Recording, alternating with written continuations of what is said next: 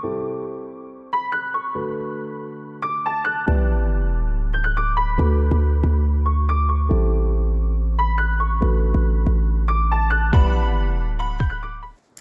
everyone, welcome back to my channel. In today's video we are starting some spring/Easter cards and we are going to make several of these today. I'm going to make 6 cards in today's video and I'm going to be using the Simon Says Stamp O Bunny stamp set. This does have coordinating dies, but I'm not using those today. I have some card bases and some card front panels, both made from HAMMERMILL cardstock. I have this We Are Memory Keepers embossing folder. It has kind of like a small basket weave pattern on the front that I thought would work well. I have this set of tag dies. I'm not sure where I got these, but any tag shape you have will work. Or you could just do any die cut shape. And I cut 6 of those. We're going to be putting 1 of these on each of our cards today. Those are just cut from some scrap cardstock, so that's either PinkFresh Studio or HAMMERMILL cardstock. I have a collection of 6. I show you 5, but I'm going to bring in another one in a little bit. Ink colors from PinkFresh Studio. I've got BALLET, Silver, Mint,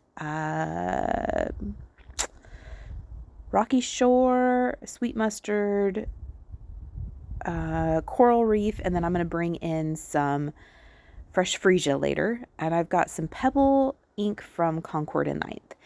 So my thought today was I would do some ink blending or some inking onto this embossing folder and then run a card front panel through my die cut machine just to transfer some ink onto that. So I'll be upfront with you, I did not like how this looked. I don't know if it was the ink color I chose, the embossing folder pattern I chose, or what, but I'm going to run this through. You saw me ink kind of the smoother raised side of this embossing folder. And then what's great about these is that they have a grid printed on the front. So I'm trying to kind of line up my cardstock panel on that grid there. Then I'm going to close the embossing folder and then run that through my die cut machine. And I pull it out and I'm like, this is kind of ugly. I just did not like it. I set it aside because I was like, I know sometimes these inks take a little bit to smooth out and maybe I'll like it then. It seemed really dark. I was trying to go for something a little more subtle.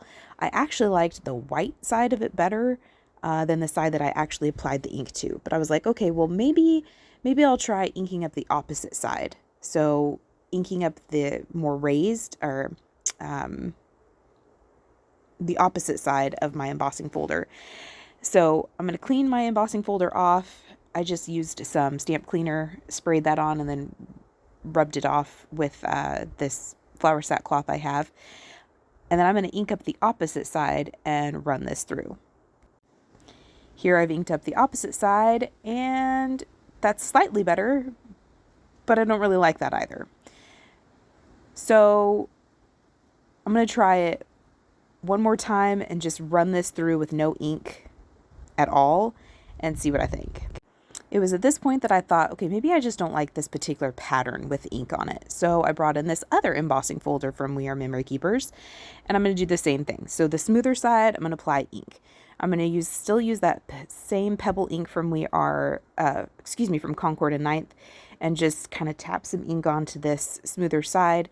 And again, run a A2 size card front panel through my embossing machine, my die cut machine, and see what I think. And I don't like it. So it just was not the look I was going for. That side I thought was beautiful. So I'm going to try again, inking up the opposite side. We're still using that Concord and 9th PEBBLE ink. And I still didn't like it. So then I thought, okay, well, maybe I'll just go direct to paper. So I'm just very lightly trying to swipe some of this PEBBLE ink onto kind of the smoother side of this cardstock. I like this a little bit better, but I felt like my ink color was just really, really dark for what I was trying to go for. And this is a foam pad on these Concord and 9th inks. And so it applies a heavier amount of ink a lot faster. And so I thought, okay, well, maybe I need to try a firmer ink pad. So here I'm showing you just kind of what they look like when you ink kind of the both sides, and I'm just liking the white version better so far. But I thought, okay, let's stick with this. Let's try something else. But I wasn't sure what to try, so I just kind of set those off to the side, let them dry, give me some time to marinate. So I'm going to go ahead and start stamping out these tags. So this card was inspired by something I saw on Pinterest. They used patterned paper where I am using an embossing folder and ink. But they had this tag shape, and I'm sorry I'm off screen right here. Sorry about that, but I'm just trying to line up some of those images from that Simon Says Stamp Oh Bunny stamp set.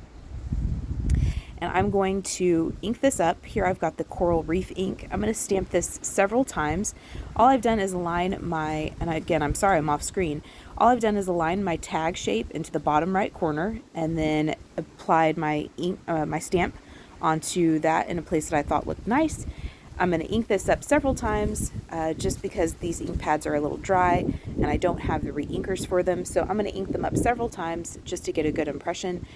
And it's at this point that if I was thinking, I would have went ahead and stamped my sentiment at the same time.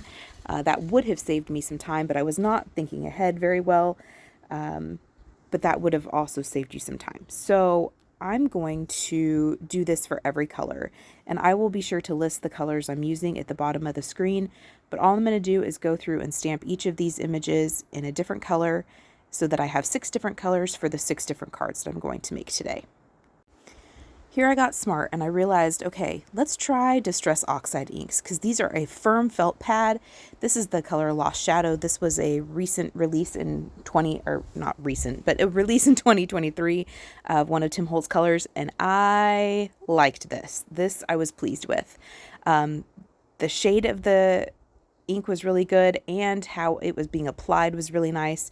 So I think going forward, if I'm going to do this technique again, a firm felt pad is the way to go with a light touch. I think your foam pads just apply so much ink at one time, and it just wasn't the look I was going for this particular card. But I did like this so much better. Again, Distress Oxide Lost Shadow for the win. So I'm going to move on to stamping my sentiment. So I'm going to take a sentiment from the Oh Bunny stamp set, that same stamp set, and I'm going to do some stamp surgery. So I'm going to just snip this stamp right down the middle. If I ever want to use it again how it was intended, I can, by just sticking it back together. But I wanted this sentiment to be on 2 lines. So I'm going to stack the happy on top of the Easter, and then I'm going to stamp it in the same ink that I stamped the bunnies in. I got smart and finally figured out where I was on camera, but I'm just going to make sure that everything is aligned somewhat evenly and straight across. I didn't particularly like my alignment once I was done, and so I'm going to show you how I fixed that in a little bit. But here I'm just double checking to make sure that things are straight, and then I'm going to use the same coordinating ink to stamp out the Happy Easter on top of these bunnies. So like I said, I didn't quite like my alignment, and so what I'm going to do is I'm going to take 2 little hearts that come in that same stamp set. We're using 1 stamp set today, so that's pretty great. And I'm just going to attach them to an acrylic block and stamp them around the Happy Easter in the same coordinating ink. This will help kind of balance where my sentiment is a little better and make it a little more pleasing to the eye. So these A2 panels are 4 1/4 by 5 1/2, but when I ran them through my embossing folder, it kind of warps them a little bit. And so what I'm doing here is just trimming them down so that I can have a little bit of a white border across on the finished card. I did toy with the idea of putting a colored cardstock panel behind this. I did toy with the idea of just running my ink pad, the same coordinating ink pad, across like the edges of the cardstock to make it look like I attached it to a colored card front. But in the end, I decided not to do that. Like I said, my ink pads are already pretty dry, and I didn't want to go ahead and not waste ink, but I chose not to use my ink in that way this time. I'm going to go through and trim all of these card front panels down just so that we can have a little bit of a white border. And we're going to glue those dry emboss panels down flat to our card bases. I'm going to use liquid glue here. You could use a tape runner, or you could even use some foam tape if you wanted to. I'm just going to glue them down flat, and then I'm going to set my MISTI on the top of them just so that we can get good adherence, and they can set with something heavy on top of them to dry.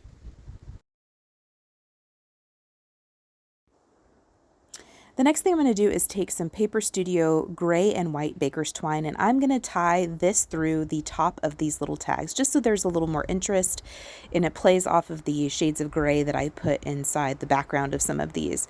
I didn't want to use black and white, and I didn't really have any like pastel colors, so this gray and white was the best option that I had in my stash, but you can use whatever you have. What I'm going to do is fold this in half, and then I'm going to take the looped end and push it through the front of the card. I'm going to open up that loop I just created, take the loose ends, pull them through, and then I'm going to tighten that up a little bit. And that is going to give me kind of like a Vera Bradley closure, or kind of knot on the top of these tags, and just give them a little more texture, give them a little more interest, to bring in some more color, because the bulk of these backgrounds is white. And so I felt like we needed a little bit more color, but I didn't have baker's twine that really matched. So this is how I decided to bring in a little bit of color. So once again, fold the twine in half, put the looped end through the front of the tag, open up that loop and put the loose ends through, and then you are good to go. I'm going to take some Dollar Tree foam squares and apply them to the back of each one of these tags. I'm just going to use 3. You could ultimately use, since you have a die or whatever shape you decided to cut that out of, you could use scrap cardstock and put it behind there if you wanted to. You could use foam tape, you could use foam squares like I am, or you could glue it flat, whatever you choose to do.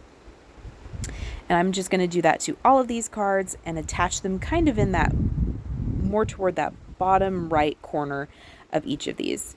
I'm going to remove the backer. If you're not confident in laying these down fairly straight to begin with, you can do one of 2 things. You can lay them down very gently and adjust from there, or you can apply a little bit of liquid glue to the back of your foam squares. That'll give you a little bit of wiggle room before you actually push and adhere them down firmly to the card. Again, I felt like these needed some more color, so I went through my stash, and I am using, these are actually Dollar Tree stickers that I found in February of 2024 in my Dollar Tree, and I'm going to use these and attach an odd number down to the bottom left, and then 2 to the upper right, just to kind of draw your eye around the card, add a little more color, add a little sparkle, add some texture, that kind of thing. I am going to use some pearls from my stash. I can't tell you where I got these, probably Amazon, to be honest with you, but anything you have in your stash will work. Gems, pearls, stickers, stars, what have you. One of the things that you could do to add just a little bit more texture, especially if you were going to hand deliver these cards or put them in an Easter basket, you could add little pom-poms where the tails are on these bunnies. That would be super cute. These are going to be going in the mail. I'm going to be donating these cards to Flowers for Anne. That is a local Texas-based nonprofit that deals with loneliness in nursing homes. And so that's where these will be going. So I can't add a whole lot of bulk, but that would be a cute option if you were hand delivering these. For the pearls that I am putting down a small teeny tiny drop of glue and then putting the pearl in place, just because I want to make sure that these do not fall off in the mail. And these are not like self-adhesive like the stickers were from Dollar Tree. And then that is it. That is all 6 cards done. This was, like I said, something that would be very easy to mass produce. This is something that you could really embellish and go to town with. This would be a great use of pattern paper that you have. Like I said, my inspiration came from a pattern from Pinterest where they did use pattern paper, but I wanted to use an embossing folder, and so through trial and error we made it through. But that is it. That is all the cards for today. Thank you so much for spending time with me. We'll see you next time. Bye.